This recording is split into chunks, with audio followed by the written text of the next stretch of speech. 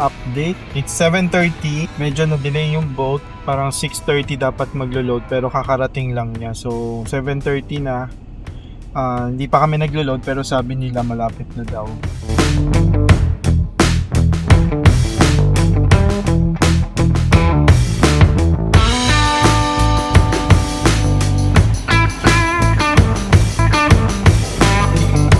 Gutom na! Yan!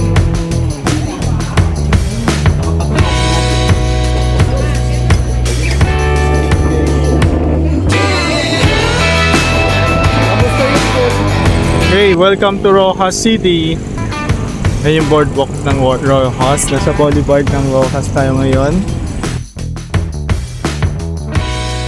Okay, dito na tayo sa Sugarland Hotel. First time natin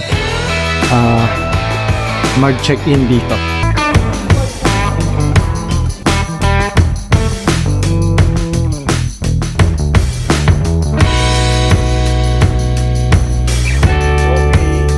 Tayo sa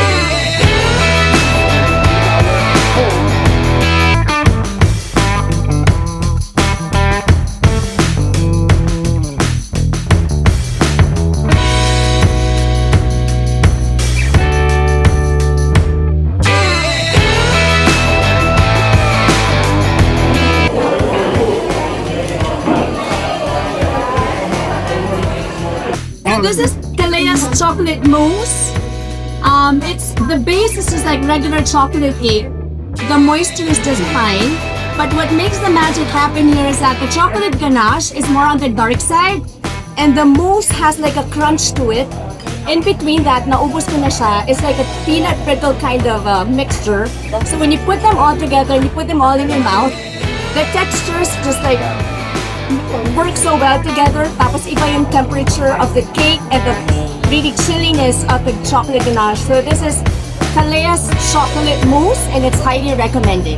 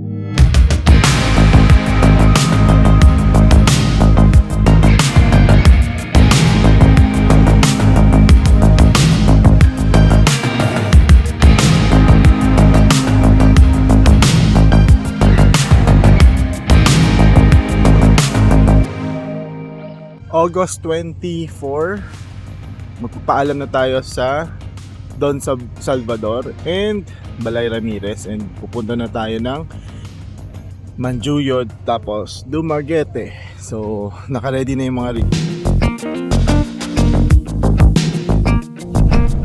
Yan, yung kabilang island na nakikita natin guys. Cebu na yan.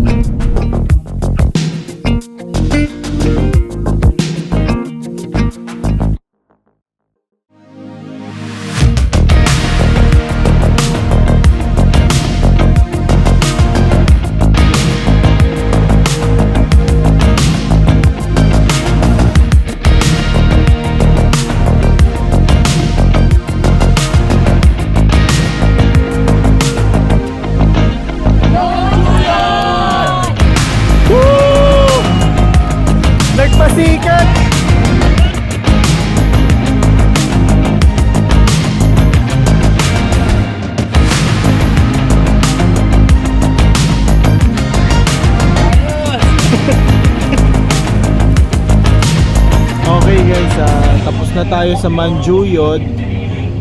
Regrouping, yung iba nagre-rinse kasi nag-swimming kami, so rinsing lang kami. Yun, getting ready.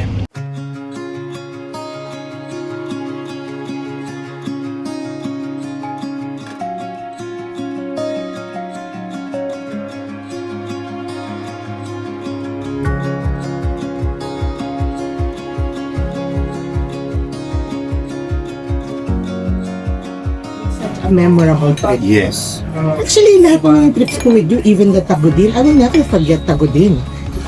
Grabe yun. The food, sobra. Daming pagkain. Ako hindi. Inato, hindi ko alam kung kaya ko pa. Ano? Bibili kami ngayon, kainin namin doon, kabilang isla. That's what we're going to do. Ako gusto ko kasi yung travel natin. It's my first time sa travel to go. It's a wonderful experience. It's different and it's shocking na maganda na pala ang transportation system natin dito sa Philippines. Convenient. Yes. I mean, I hope it, diba, tinutuloy. more. Continue Diba? to improve. Kasi paano tayo pupunta sa iba-ibang mga islands? Tapos ang gusto ko yun. Tapos na-drop off tayo sa may Dumangas tayo, diba? Katiklan. And then, from Katiklan, nagpunta ng Dumangas, nakadaan na tayo agad na Roca City. Nakita na ang ganda kasi ng ano nila eh, yung itinerary niya. Daan ng Roca City, we got to spend some time, a few hours there, eat their food. Oh my God, the crabs were so grabe.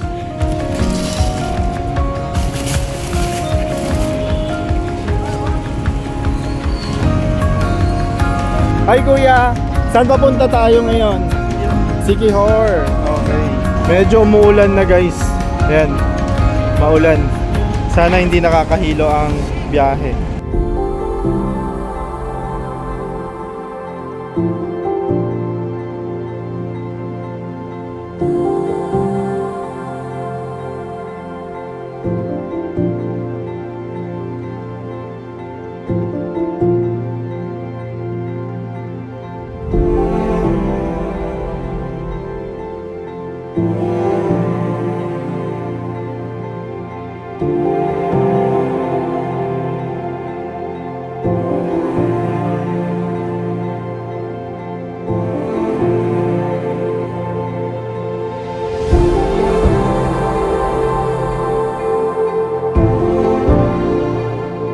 Hi, good morning. So, day 8 tayo ngayon dito sa Siquijor Sunset Resort.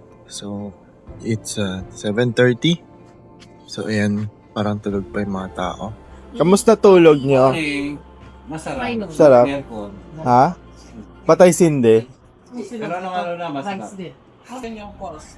Ngayon falls. Ready ka na tita mag ferry walk? Oo. Hindi natin alam. Doon tayo pwedeng bumili. Pero hindi na tayo babalik doon. Babalik tayo doon Babalik Magete. tayo doon. So, sandali lang tayo, di ba? Passing by, oh. Pero pwedeng bumili ng prutas. Oo, kahit dumaan lang. Sakali kung on Bibili the way ka na naman naman. ng dinog, tapos padadala mo na naman sa akin, tapos wala. Lansones yun, pwede yun. Di, ano yun, yung mabaho.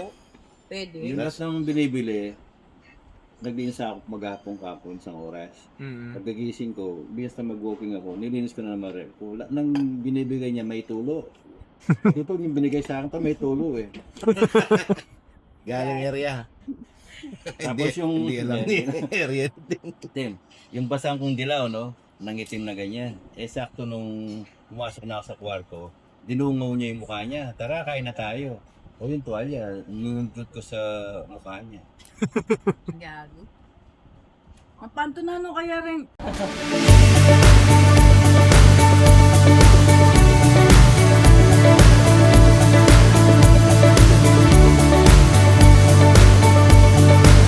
Ito yung boat na nagdala. Yung naiwan nating damit. Naiwan namin yung damit. Pinalaundry kasi namin. Tapos nakalimutan. Naiwan doon. Yay! Yan. Yan na yung laundry namin na naiwan. Doon pumunta ako sa port kanina dahil naiwan namin yung damit namin, 'di ba? So dumating na, naka-anchor off na. Nag-send ako video, wala nang tao sa port. Naka-anchor off na yung boat, hindi na daw siya babalik sa Dumaguete. Yung vessel na nandyan ngayon dumating. kinancel down lahat ng mga passenger vessel, yung fast craft, yung maliliit, hindi na pinalayag ng Coast Guard. Grabe yung alon eh. Diyan na yung alon. Sinakyan natin papunta rito. Nandyan, naka-anchor. Hindi na rin siya bumalik eh. Hindi na daw siya babalik. Pina-stop na daw siya ng Coast Guard. Sabi ko, paano yung 28? Sabi niya, malalaman natin sa Coast Guard. Pag hindi nag-improve yung condition, hindi yan papalayagin. So, island life tayo ngayon. So, nasa Siquijor na tayo ngayon, pero nanonood pa rin sila ng off-road. Bumabagyo.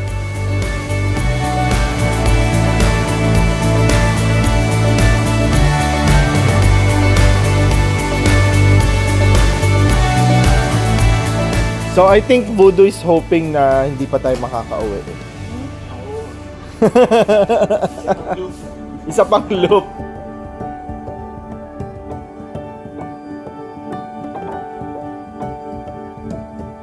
Okay, so still at Siquijor. We're supposed to go to Apo Island. Turn right. For the tour. Kaya lang due to the LPA and very rough sea, hindi pinalayag ng Coast Guard yung mga tour and other vessels. Even the Roro, hindi rin operational. So, we're doing a island tour. Ikutin natin yung buong island. And ngayon, papunta tayo sa Lagdoo.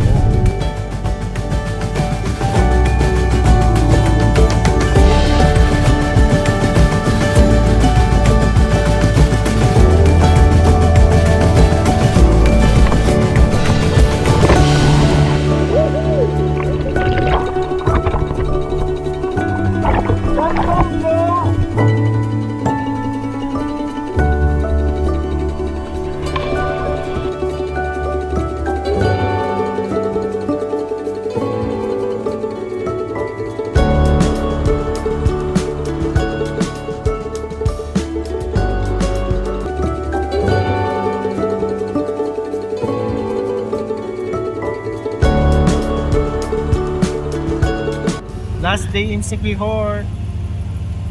Let's go.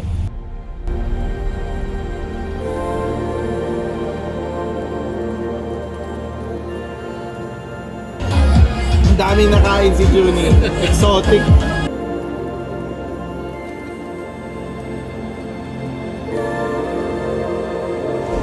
Okay, this is our last day. And patawid na tayo pabalik ng Dumaguete. Time check, it's 4 a.m. Papunta kami ng port to see kung ano na yung conditions.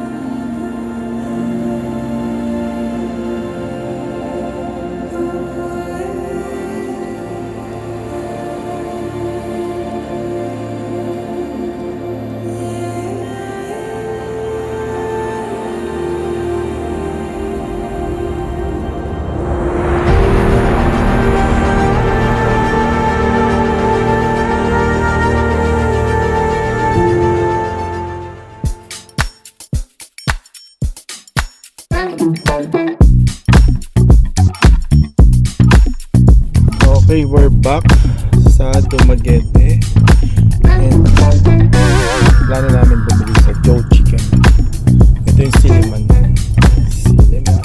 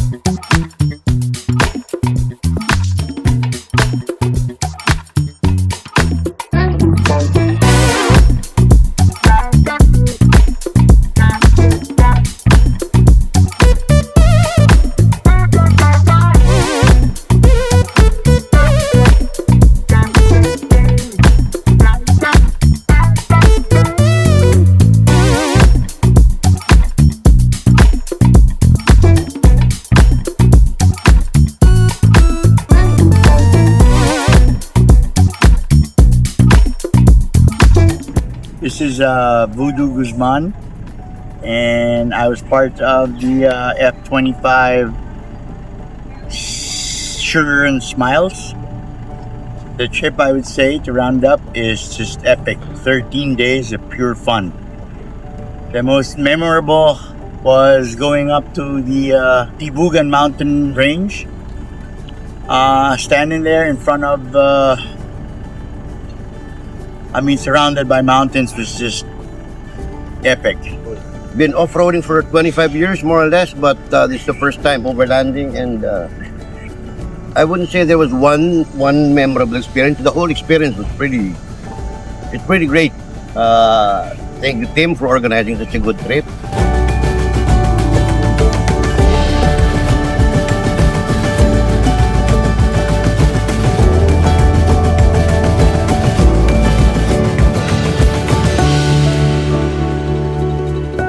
I would like to thank everyone from coming and joining us explore the island of Negros up to Siquijor. Thank you for joining us experiencing island of Panay, Iloilo, Rojas, Antique, Negros, Dumaguete, and Siquijor. Naka-touchdown na tayo sa Batangas Port. Papunta tayo ngayon sa passenger terminal para sunduin ang ating mga pasahero.